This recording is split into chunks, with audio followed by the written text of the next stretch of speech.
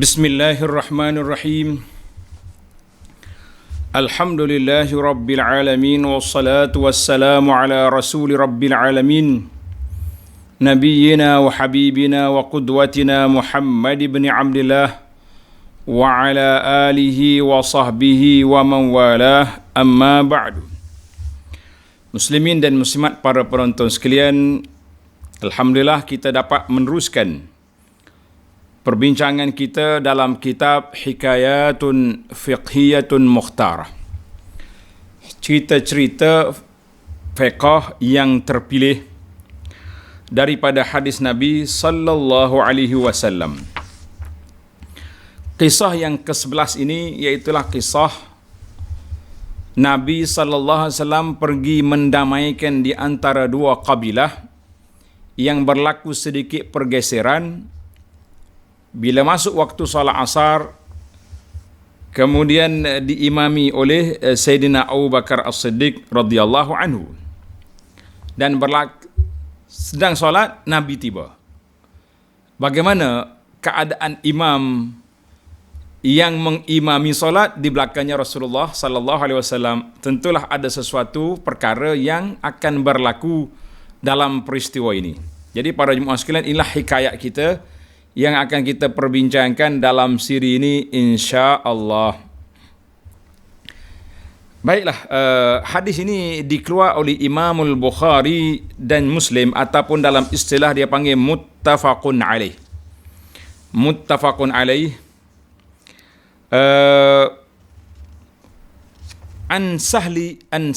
Sahal bin Sa'd As-Sa'idi. Nama sahabat ini Sahal bin Sa'ad As-Sa'id As-Sa'idi dengan sin, radhiyallahu anhu, anna Rasulullah sallallahu alaihi wasallam zahaba ila Bani Amr bin Auf liyusliha bainahum. Nabi sallallahu alaihi wasallam pergi kepada Bani Amr bin Auf untuk mendamaikan di antara mereka. Apa sebab? Kita tengok nanti. Fahanatis salah. Tengah belum Nabi pulang, telah masuk waktu salat. Faja'al muazzinu ila Abi Bakrin. Maka muazzinnya datang bertemu dengan Sayyidina Abu Bakar As-Siddiq radhiyallahu anhu. Faqala atusalli bin nasi fa'uqim. Boleh tak Tuan Sayyidina Abu Bakar jadi imam, saya qamatkan? Sebab lama dah kita tunggu ni. Masa tu tak ada SMS, tak ada WhatsApp. Kalau tidak, boleh je sahabat beritahu Rasulullah nak balik dah ni, tunggu kan. Ataupun lambat lagi nak selesai masalah ni, boleh solat dulu ke macam mana. Tapi oleh kerana tidak ada masa tidak ada komunikasi, maka Abu Bakar memberi jawapan, na'am, taib, saya solatlah, saya jadi imam. Fasalla Abu Bakrin. Abu Bakar pun jadi imam. Faja'a Rasulullah sallallahu alaihi wasallam wan nasu fis salah. Nabi sallallahu alaihi wasallam tiba di masjid sedang sahabat melakukan salat.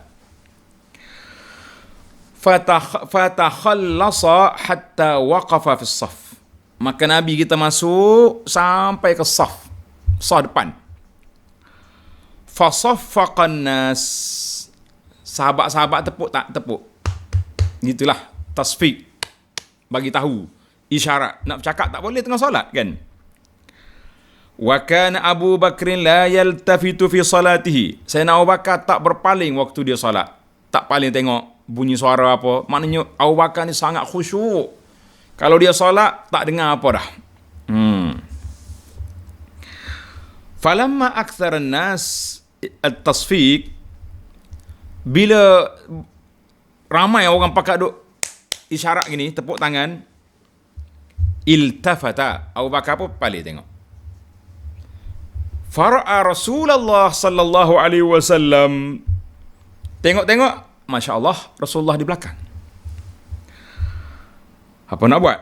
Fa asyara ilaihi Rasulullah sallallahu alaihi wasallam animkus makanak. Maka Nabi kita isyarat, duduk tempatmu, teruskan. Farafa'a Abu Bakrin radhiyallahu anhu yadaihi fahamidallah ala ma amarahu bihi Rasulullah sallallahu alaihi wasallam min zalik. Sayyidina Abu Bakar pun angkat tangan. Maknanya kalau kita agak syukurlah Nabi iktiraf imam dia tu. Namun begitu, thumma sta'khara Abu Bakrin hatta stawa fi saf. Sayyidina Abu Bakar pun undur ke belakang, masuk dalam saf. Maknanya dia undur, orang belakang ni tepilah sikit, beri ruang lah.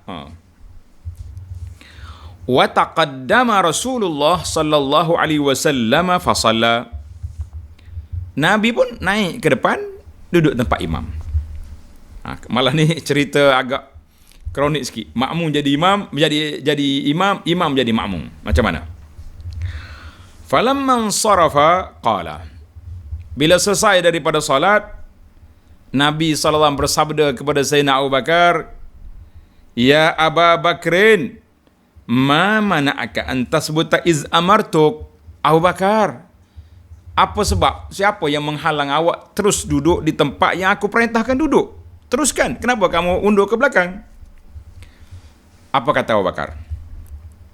Faqala Abu Bakrin radhiyallahu anhu, "Ma kana li ibni Abi Quhafah an yusalli baina yaday Rasulillah." Dia kata tak layak bagi anak Abi Quhafah menjadi imam di hadapan Rasulullah sallallahu alaihi wasallam. Faqala Rasulullah sallallahu alaihi wasallam, "Mali ra'aitukum aktsartum at-tasfiq." Kenapa ni aku tengok ramai kalian kamu pakat tepuk tangan tadi? Maka Nabi kita bagi arahan, man rabahu syai'un fi salatihi. Siapa dia ada sesuatu syak ataupun ada perkara emergency, kecemasan dalam solat, fal yusabbih, naklah dia tasbih, subhanallah. Jangan dia main tepuk tangan, subhanallah. Fa innahu idza sabbaha, apa dia bertasbih, ultufita ilaihi, maka imam akan tengok apa benda yang nak dimaklumkan oleh makmum dengan tasbih ini. Wa innamat tasfiqu lin nisa. Nabi SAW beritahu tepuk tangan ini untuk orang perempuan. Bagi kita orang laki-laki, kalau nak beritahu apa-apa kepada imam, nak tambih, nak beri peringatan, maka kita kena tasbih, subhanallah. Untuk wanita, tepuk tangan. Tepuk tangan macam mana cara? Gini. Belakang ni. Tepuk, gitu. Gini. Bukan gini. Gini happy punya orang. Belakang. Itu dia panggil cara tepuk tangan. Hadis ini muttafaqun alaih. Dilalatul hadis. Hadis ini menunjukkan kepada beberapa perkara. Oleh kerana hikayat ni duduk dalam bab salat, maka kita ambil bab salat. Yang pertama, cara makmum menegur imam, memberi peringatan kepada imam. Subhanallah. Bagi wanita, tepuk tangan. Dilalah yang kedua, jawazu harus berpindah, bertukar jawatan. Imam undur jadi makmum, makmum pergi jadi imam. Boleh. Itu dilalah hadis. Kemudian banyak lagi lah hadis ni yang boleh kita korek.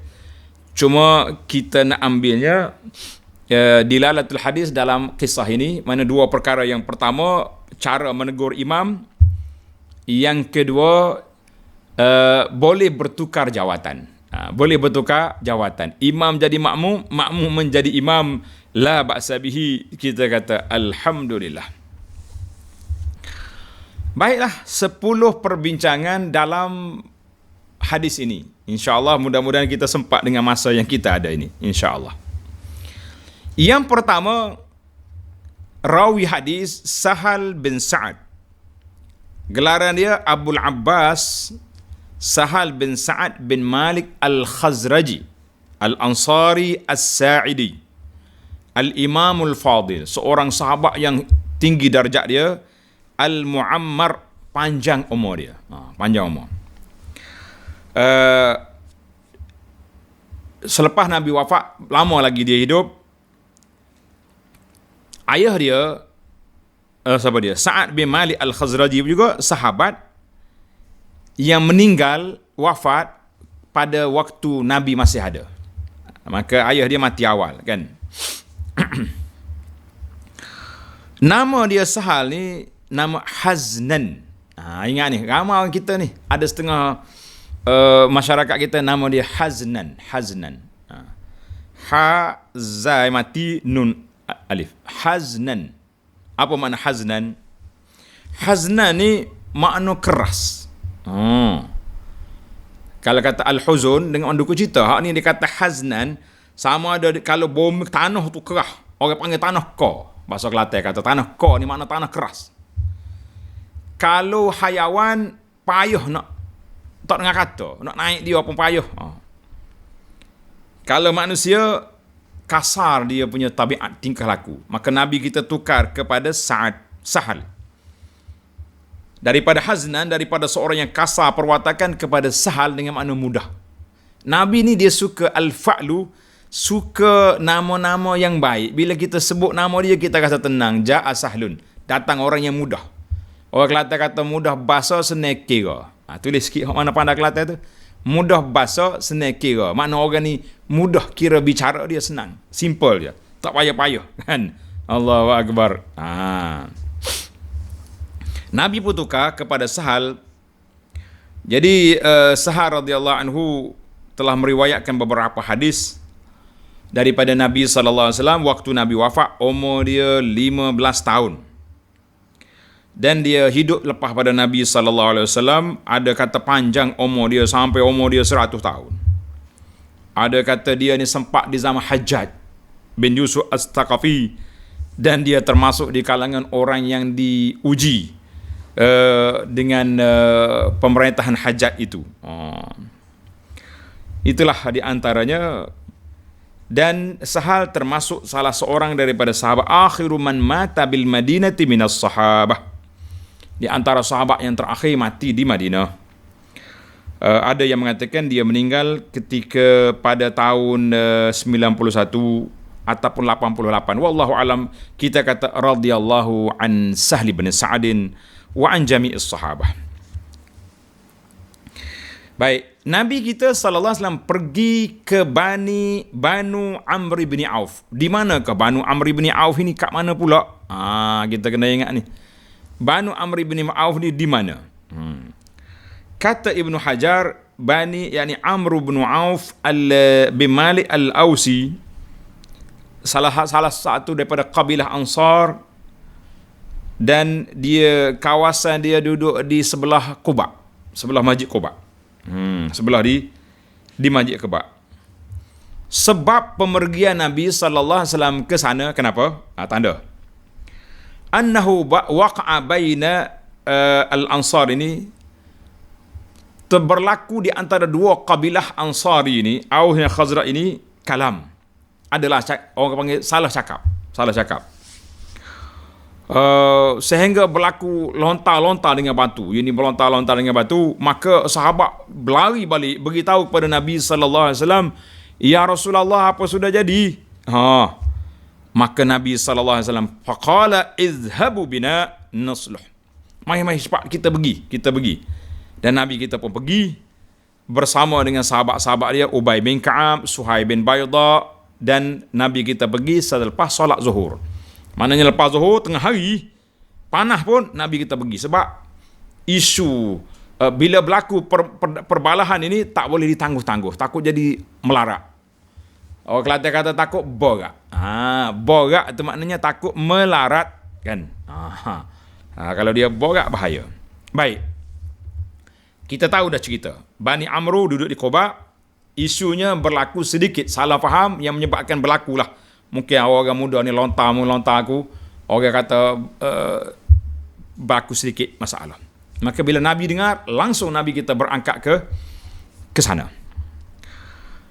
Baik, siapakah muazzin? Siapa dia tukang azan tu? Jawab dianya Bilal bin Rabah radhiyallahu anhu. Bilal bin Rabah ni dia rapat dengan Sayyidina Abu Bakar As-Siddiq radhiyallahu anhu. Sebab apa? Sebab Sayyidina Abu Bakar yang memerdekakan dia, kan? Jadi Bilal ni insya-Allah dalam cerita lain kita akan cerita tentang dia. Jadi Sayyidina Bilal radhiyallahu anhu hidup lebih daripada 60 tahun. Ada kata dia mati di Dimashq di Syria, dan dikebumikan di sana sanata Ishrin, tahun 20 Hijrah, tahun 20. Baiklah para jemaah sekalian. Yang keempat, Sayyidina Abu Bakar Siddiq, alhamdulillah, wa huwa asyharu man yu'arraf. Kita dah bincang beberapa kali tentang dia, dan dia memang tidak perlu pada huraian yang panjang, semua orang dah kenal Sayyidina Abu Bakar. Kita pergi kepada isu yang kelima. Tanda isu yang kelima, Ar-Rasul sallallahu alaihi wasallam wa huwal hakimu wal abu wal imam. Mana Nabi sallallahu alaihi wasallam ini dialah pemimpin, dialah penguasa, dialah bapa, dialah imam. Jadi bila dia tengok berada bibit-bibit perbalahan walaupun kecil di antara beberapa orang daripada kedua kabilah ini, dibimbangi, takut nanti melarat. Orang Kelantan kata takut borak, takut kau makin meluas. Maka Nabi SAW langsung pergi. Kan dalam hadis Nabi SAW, Nabi kita sudah bersabda, Inna syaitana qad ya'isa an ya'budahul musalluna fi jaziratil Arab, walakin fit tahrishi bainahum. Syaitan dah tak mampu lagi, mengaku kalah dia untuk nak memurtadkan, nak menjadi kafir orang-orang yang berada di zaman tu di semenanjung Tanah Arab. Tapi mereka mampu, masih ada ruang untuk melaga-lagakan orang Islam. Melaga-lagakan tak boleh. Tahrish, melaga-lagakan. Hadis dalam Muslim. Tengok, Nabi bersama dengan mereka di Madinah berlaku peristiwa ini. Kaif kalau Nabi sudah tidak ada? Allahu Akbar. Maka Nabi kita langsung pergi. Dalam hadis lain, Nabi SAW beritahu, nak ke tidak aku beritahu kepada kamu dengan kelebihan yang besar, lebih daripada puasa, solat dan sedekah-sedekah sunat. Qalu, sahabat kata, naklah, kenapa tak nak ya Rasulullah? Qala islahu zatil bain, mendamaikan di antara dua kumpulan. Jadi hadis ini juga riwayat Abu Daud. Maka kerja Nabi SAW pergi untuk mendamaikan dua kumpulan yang sedikit berlaku pergeseran. Dan jangan kita takut, jangan kita cepat lambat-lambat. Sama juga kita hari ini para jemaah sekalian, di antara hikmahnya, kalau ada berlaku apa-apa kes dalam keluarga ke, dalam siapa ke, kena cepat-cepat damaikan dia. Kadang-kadang kalau kita biar, makin hari makin. Sebab itulah pemimpin-pemimpin hari ini, tengok je. Pagi ni berlaku dalam media sosial, contohnya isu-isu yang dibangkitkan, kan, biasalah puak-puak tropa yang tak takut ke Tuhan ni, batu api yang saya panggil batu api di zaman medsos ni. Dahsyat. Dia boleh buat kartun, boleh lagakan orang, boleh buat tajuk pelik-pelik. Kadang-kadang berita-berita sok khabar yang kita nampak dulu baik-baik, sekarang ni pun dah nak jadi batu api pun ada juga. Maka bila kita tengok ada unsur-unsur ini, pemimpin kena cepat. Jangan biarkan dia makin meluas. Ini berbahaya kepada masa depan yang ada. Baiklah para jemaah sekalian. Yang keenam, Nabi SAW keluar bersama dengan beberapa orang sahabat tadi selepas solat zuhur. Maka Nabi kita bimbang, takut terlewat. Lambat ni. Yalah, nak mendamaikan orang ni perlu kepada percakapan, perlu kepada perbincangan, perlu kepada beberapa perkara lagi yang diperlukan. Maka Nabi kita ambil masa. Biasalah orang kelahi ni dia akan nak betul hak dia, ya, kan. Kalau hak tak betul, dia betul-betulkan supaya jadi betul. Maka Rasulullah sallallahu alaihi wasallam perlu kepada waktu lama sampai ke solat asar. Masya Allah, tabarakallah. Jadi dalam riwayat ini tidak ada bahawa Nabi kita pesan pada Bilal, kalau aku tak ada, solat je lah. Tapi oleh kerana Bilal ni sebagai orang yang bertanggungjawab, dia masuk waktu dia azan, kemudian dia tunggu tengok Nabi tak ada, Nabi pergi ke sana, ke Quba tadi. Maka dia tanya Sayyidina Abu Bakar, kan, nak boleh ke tidak Abu Bakar tolong? Sebab mereka tahu makanah. Apa dia makanah? Kedudukan Sayyidina Abu Bakar tu sangat tinggi. dipercayai oleh Nabi sallallahu alaihi wasallam, izhuma fil ghar, macam-macam, maka Bilal memilih Abu Bakar untuk memberi arahan. Kalau kata tuan Sayyidina Abu Bakar bersedia jadi imam, saya nak qamat sekarang. Boleh. Sayyidina Abu Bakar pun takut terlambat asar, maka dia qamat. Dan ini semua ni menjadi tanda-tanda makanah kedudukan Sayyidina Abu Bakar yang selepas Nabi wafat tidak ada tolak banding. Tidak menjadi banyak perbincangan. Para sahabat angkat tangan terus menyokong Sayyidina Abu Bakar menjadi khalifah Rasulullah sallallahu alaihi wasallam. Baik, perkara yang ketujuh, telah dikenal pasti bahawa Sayyidina Abu Bakar ni seorang yang lembut hatinya. Masya Allah, tabarakallah. Kalau dia baca Quran, dia akan menangis. Kalau dia solat, dia akan menangis. Maka tentulah dialah orang yang paling sempurna solatnya. Sebab itu Sayyidina Bilal pilih dia. Cuma bila dia dah solat, dia tak akan tengok lagi ke belakang. Mana nak tengok-tengok, maka nak fikir kepada orang lagi kan. Sehinggalah orang duk tepuk tangan pun Abu Bakar tak berpaling. Kita kata dia dalam kekhusyukan dia tidak tengok kiri kanan solat. Tapi oleh kerana banyak sangat kan, oleh kerana maknanya mungkin bising masjid dah ramai orang tepuk tangan ni, akhirnya Sayyidina Abu Bakar tengok di belakang, Masya Allah, Rasulullah sallallahu alaihi wasallam duduk di belakang. Jadi Sayyidina Abu Bakar terkejut. Nabi kita isyarat, umkus makanak, kekalkan di situ Abu Bakar, jangan lari, kekalkan di situ. Tapi ialah macam hadis yang kita baca tadi lah, hujah Sayyidina Abu Bakar mantap, tak pernah sabarlah anak Ibnu Abi Quhafah menjadi imam kepada Rasulullah sallallahu alaihi wasallam. Ini tak sesuai ni, mana boleh tak? Orang panggil tidak layak. Orang Kelantan kata tak sum. Tak sum. Kita duduk depan, Nabi duduk belakang, mana boleh. Maka Sayyidina Abu Bakar undur ke belakang. Undur ke belakang, Nabi naik. Kita boleh ilmu baru di sini kan. Ilmu bolehnya bertukar. Tukar apa? Makmum pergi jadi imam, imam jadi makmum. Boleh. Macam contohlah hari ni kita kata, imam tengah solat, tiba-tiba batal wuduk dia. Macam nak buat? Tengah solat, ya adalah apa saja, terkentut ke apa benda. Yang pentingnya emergency.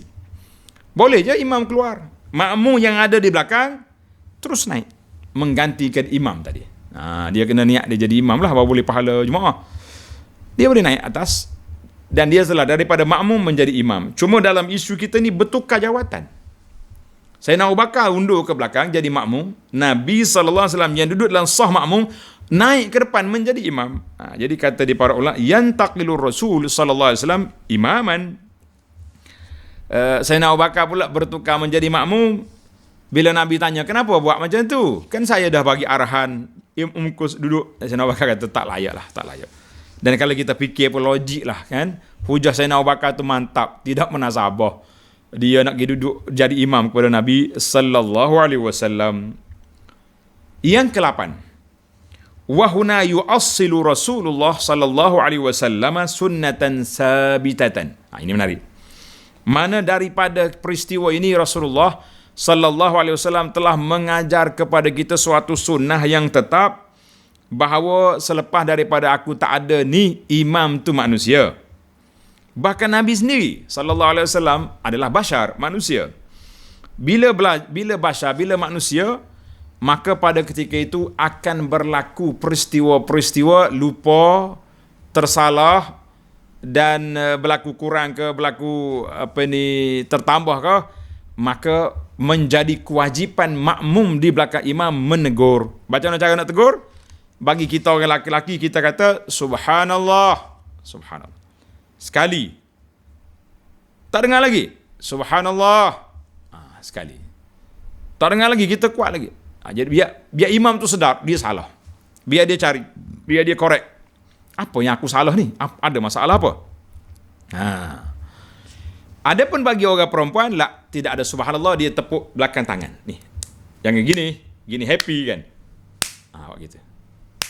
Tepuk tangan. Mana imam biasanya masjid zaman dulu kecil je. Laki-laki depan, kanak-kanak tengah, perempuan di belakang. Tapi kalau masjid zaman kita, harus tengah masjid jauh perempuan di belakang, macam dia nak tegur.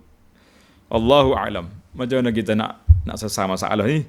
Sebab kita hari ni bukan ikut saf, kita ikut tiang, ikut dinding kan. Dinding bagi wanita, belakang jauh. Baiklah, kiralah macam mana pun asalkan jadi. Maknanya perut jari atas belakang tangan. Begini keadaan. Yang kesembilan, apa yang dapat kita tengok dalam peristiwa yang berlaku dalam hikayat ini, Nabi sallallahu alaihi wasallam masuk celah saf sampai ke depan. Kata di Imam Al-Hafiz dalam Ibn Hajar, maksud ala man yaliqu dhaik. Bukan semua orang masuk masjid, aku nak duduk depan, langkah habis orang, masuk celah-celah. La, itu bukan semua orang boleh buat. Tapi kalau ada saf kosong depan, boleh kita masuk. Contohnya ada kekosongan depan, boleh kita pergi. Tapi kalau sahaja-sahaja aku nak duduk depan, pergi. La, tak boleh. Kecuali orang yang punya kedudukan seperti tadi. Nabi SAW, dia imam. Maka layak bagi dia menyusut celah saf pergi duduk depan. Ataupun kalau ada lagi lah imam-imam kita yang lain pun dia mari lambat dan tempat dia ada ke depan, boleh dia pergi. Bukan semua orang boleh pergi ke sana. Sebab Nabi kita larang ya takhattar riqab, melangkah tengkuk orang ataupun itu tidak dibenarkan. Tidak dibenarkan. Baiklah para jemaah sekalian, yang ke-10, beberapa pengajaran yang dapat diambil daripada hikayat ini. Para ulama telah buat istimbat. Istimbat ni maknanya menggali hukum dalam peristiwa ini. Kita ambil daripada seorang ulama besar hadis, nama dia Al-Imam Al-Hafiz Ahmad bin Ali bin Hajar. Dalam kitabnya Fathul Bari, syarah kepada Sahih Bukhari, apa yang dia buat kita sebut ringkasan je. Kalau nak panjang satu kuliah pun tak habis, kan? Yang pertama sekali, tanda tuan-tuan, daripada kisah ini kita akan dapat berapa pelajaran. Yang pertama, fadlul islah bainan nas, kelebihan mendamaikan di antara manusia. Tak kiralah dalam keluarga kita ke, dalam masyarakat awam ke, dalam siapa saja, bila kita dengar ada perbalahan, ada masalah, kita pergi damaikan. Ini kelebihan besar. Tadi saya dah baca hadis. Yang kedua, ketua pemimpin sendiri turun untuk mendamaikan. Kalau di kampung, ketua kampung. Dalam qaryah, imam, kita turun pergi berdamai. Sebab orang-orang yang berkelahi ni, kalau pergi orang sama dia panggil dia tak hirau sangat dah. Dia tengah duduk kelahi, tengok Allah, Pak Imam datang, Ustaz datang. Jadi dia punya nazrah, penghulu mari lain sikit. YB datang, contohlah kita kata. Jadi kita kena jadi pendamai, jangan pergi cucuh tambah minyak dalam api lagi, jangan, kan? Yang ketiga, harus seorang makmum berimamkan dua imam. Contoh tadilah. Mula-mula dia imam kepada Sayyidina Abu Bakar, lepas tu Abu Bakar turun, Nabi SAW naik. Ataupun kita solat dengan Muhammad batal wuduk, dia keluar, naik pula Abdullah, maknanya boleh kita solat, satu solat, dua imam, mungkin tiga imam. Ya, imam yang kedua batal lagi wuduk, naik yang ketiga, boleh. Yang keempat, harus bagi seorang itu, sebahagian solat dia jadi imam, sebahagian solat lagi dia jadi makmum, boleh. Masya Allah. Yang kelima, kita ambil hitungan lah, anda tak sempat syarah ni. Yang kelima, kelebihan Sayyidina Abu Bakar As-Siddiq radhiyallahu anhu. Sayyidina Abu Bakar sudah tentunya orang yang paling afdal, yang paling baik, kan? Yang keenam, al-imamah. Imam bagi satu kawasan yang terbuka, maka yang paling afdal sekali iaitulah orang yang paling alim dari kalangan mereka. Tapi kalau imam ratib sudah dilantik oleh pemerintah, tak boleh nak kata dah. Walaupun di belakang dia orang yang paling alim pun, dia berhak sebab dia imam ratib yang telah dilantik oleh pemimpin, oleh pemerintah, oleh raja, oleh khalifah. Maka boleh dia suruh orang lain dengan kehendak dia sendiri. Tapi kalau kita bangun, saya orang alim sini, awak imam tu apa ada? La, tidak berhak. Kalau imam minta, itu hak dia untuk menyerahkan kepada kita tugas, boleh. Yang ketujuh, muazzin Bilal tak boleh iqamat solat kecuali setelah mendapat lampu hijau daripada imam. Imam isyarat, baru kita boleh solat. Jangan suka-suka kita lah. Tempat kita sini, kita tak kira imam, kita kira jam dinding. Tek-tek bunyi, masuk waktu iqamat, kita qamat. Tengok imam pun tak ada, main tolak je lah. Nak kata apa? Kalau tidak, tak solat kita gitu. Kan ada juga macam tu. Yang ke-8, boleh kita bertasbih dan kita alhamdulillah dalam solat kita. Yang ke-9, harus kita mengangkat kedua tangan dalam solat ketika berdoa ataupun pujian. Macam Abu Bakar tadi, bila Nabi kata duduklah Sayyidina Abu Bakar angkat tangan macam menunjukkan alhamdulillah, gembiranya dia dengan pengiktirafan daripada Nabi sallallahu alaihi wasallam. Yang ke-10, sunat kita memuji Allah Ta'ala setiap kali mendapat nikmat. Bila kita dapat nikmat, apa saja nikmat? Alhamdulillah. Makan, alhamdulillah. Sudah minum, alhamdulillah. Dapat gaji, alhamdulillah. Semua alhamdulillah. Tapi kalau dapat nikmat yang besar, yang jarang-jarang dapat, sujud syukur. Bukan sakat dengan mulut je, langsung kita sujud syukur. Itu tambah satu lagi. Yang ke-11, boleh kita berpaling dengan muka kita. Jangan paling body, tengok muka ya. Dalam solat boleh. Contohnya bunyi suara crack, kita pun tengok. Kan? Hari ni itulah satu kawasan bunyi ketuk pintu malam tu. Macam mana nak buat? Tengok duduk solat, tengok. Yang ke-12, eloklah orang solat itu menggunakan isyarat daripada menggunakan ibarat. Ini bahasa Arab kata. Menggunakan isyarat lebih baik daripada menggunakan ibarat. Contohnya, kita ibarat tu kita kata subhanallah kan, tapi isyarat kita tunjuk gini ya. Contohlah kalau kita kata kita tengah solat, tiba-tiba kawan kita nak pergi, mau nak pergi ke tak? Ini mana kita isyarat tak? Boleh. Nak pergi tak? Gitu. Boleh. Mana kalau perlu. Jangan duduk laik tengah solat lah, tapi benda emergency dah. Mau nak pergi? Mana boleh kita isyarat. Yang ke-13, boleh kita masuk ke celah-celah saf kalau diperlukan. Mana kita ni perlu nak pergi ke depan, boleh kita mencelah di setelah saf. Kalau musim Covid ni memang celah pun kan. Yang ke-14, makruh orang laki-laki tepuk tangan dalam solat sebab bagi kita tasbih. Yang ke-15, istihbabul hamdi wa syukur. Elok kita syukur, kita puji Allah Ta'ala apabila kita mendapat kebaikan dalam agama. Yang ke-16, apabila kita dimuliakan oleh orang, boleh kita terima, boleh kita tolak dengan cara baik. Contohnya Sayyidina Abu Bakar, Nabi muliakan dia, Nabi kata teruskan Abu Bakar. Tapi Abu Bakar mengambil pendekatan tawaduk lebih, maka dia undur ke belakang. Macam kita juga kadang-kadang kata, Ustaz duduk sini, Ustaz duduk sini, atas kursi cantik. Dia boleh kita duduk, boleh kita tak duduk. Yang ke-17, harus imam al-mafdul biwujudil fadil. Boleh orang yang kurang ilmu dia menjadi imam kepada orang yang lebih alim. Kalau tidak penat kita, mufti-mufti, tuan-tuan guru semua kena jadi imam. Tuan guru tak apa larat dah. Boleh imam lain naik. Yang ke-18, kita muliakan orang-orang yang besar ini dengan kunyah. Abu Fulan. Kita terus jangan panggil nama dia. Jangan panggil nama pula, kita panggil Abu Fulan, itu lebih mulia. Yang ke-19, boleh kita menggunakan ganti nama kita yang menunjukkan tawaduk. Kalau orang tanya, Syekh gini-gini, jangan kata, maaf Syekh nak duduk sini. Kita kata, Abu Anas duduk sini boleh? Mana saya guna bahasa Abu Anas sini tak? Atau kalau kita tak kebur, mana tempat Datuk nak duduk ni? Yes. Geli telinga dengar kan. Mana kita gunalah bahasa ganti nama kita dengan sifat tawaduk. Abu Anas, saya, Ana, ambo, boleh kita guna. Sebagaimana Abu Bakar kata, tidak layak libni Abi Quhafah, tak layak bagi anak Abu Quhafah duduk depan Nabi sallallahu alaihi wasallam. Yang ke-20 harus pergerakan yang sedikit dalam solat. Boleh. Contoh Sayyidina Abu Bakar tu dia berpaling sikit. Tengok Nabi.